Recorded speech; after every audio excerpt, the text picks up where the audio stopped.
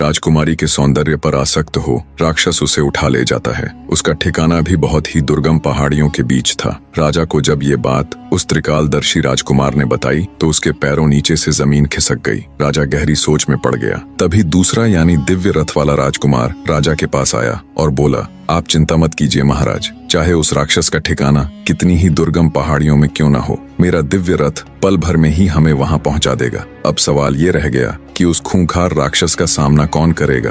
तब तीसरा राजकुमार, जिसे अपने भाले पर पूर्ण विश्वास था, सामने आया और बोला, महाराज आप चिंता मत कीजिए, उस राक्षस से मैं निपट लूंगा। राजा से आज्ञा ले तुरंत तीनों राजकुमार दिव्य रथ में बैठकर राक्षस के ठिकाने पर जा पहुंचे। भाले वाले महारथी राजकुमार ने जब राक्षस को देखा तो उसने अपनी पूरी ताकत से राक्षस को भाला फेंक कर मारा। महारथी राजकुमार का प्रहार इतना तेज था कि उसके द्वारा छोड़ा गया भाला राक्षस की छाती को चीरते हुए उसके सीने के पार हो गया, जिससे तुरंत राक्षस के प्राण पखेरु उड़ गए। राजकुमारों ने राजकुमारी को अपने साथ रथ में बिठा लिया और कुछ ही पलों में वो सकुशल राजमहल पहुंच गए। राजकुमारी शशिबाला को बिल्कुल ठीक ठाक देख राजा सहित पूरी प्रजा में खुशी की लहर दौड़ गई। राजा ने तीनों राजकुमारों का हाथ जोड़कर शुक्रिया किया। फिर से सभा बैठाई गई। सभी सभासद और राजकुमार अपने अपने स्थान पर बैठ गए। इतनी कहानी कह दैत्य दंभिकासुर बोला, बताओ विक्रमादित्य, उन तीनों में से राजकुमारी किसको अपना वर चुनेगी।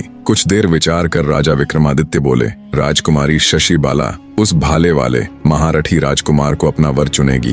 राजा विक्रमादित्य की बात सुन दैत्य दंभिकासुर बोला, ऐसा क्यों विक्रमादित्य? क्योंकि राजकुमारी को बचाने में तो तीनों ही राजकुमारों का हाथ था, फिर राजकुमारी उस महारथी राजकुमार को ही क्यों चुनेगी? क्या सिर्फ इसलिए कि उसने उस राक्षस का वध किया था? राजा विक्रमादित्य बोले, नहीं कपटी राक्षस, त्रिकालदर्शी राजकुमार को न चुनने का कारण ये था कि अगर वो राजकुमारी का पता न भी लगाता तो भी राजा की फौज 2-4 दिन में उसका पता लगा ही लेती। अब बात आती है दिव्य रथ वाले राजकुमार को न चुनने के कारण की, तो रास्ता भले ही कितना भी दुर्गम था, देर से ही सही पर राजा के लोग उस राक्षस के ठिकाने पर पहुंच तो जाते ही। अब बात आती है उस महारथी राजकुमार को चुनने की वजह की, तो राजकुमारी के पास एक नहीं बल्कि इसके 2 मुख्य कारण थे। पहला तो ये कि राक्षस का पता लगाना और उस तक पहुंचना तो संभव था, पर राजा के पास ऐसा कोई भी योद्धा नहीं था जो राक्षस का सामना कर सके। और दूसरा और सबसे मुख्य कारण ये कि राजकुमारी राजा की इकलौती संतान थी, तो उसे पति के रूप में एक ऐसा शक्तिशाली व्यक्ति चाहिए था जो उसके पिता के पूरे राज्य को भी संभाल सके, जो कि वो महारथी राजकुमार पूर्ण रूप से था। विक्रमादित्य की बात सुन दैत्य दंभिकासुर बोला, तुमने ठीक कहा विक्रमादित्य। दैत्य दंभिकासुर ना चाहते हुए भी अपनी आखिरी यानी 7वीं गुत्थी सुनाना आरंभ करता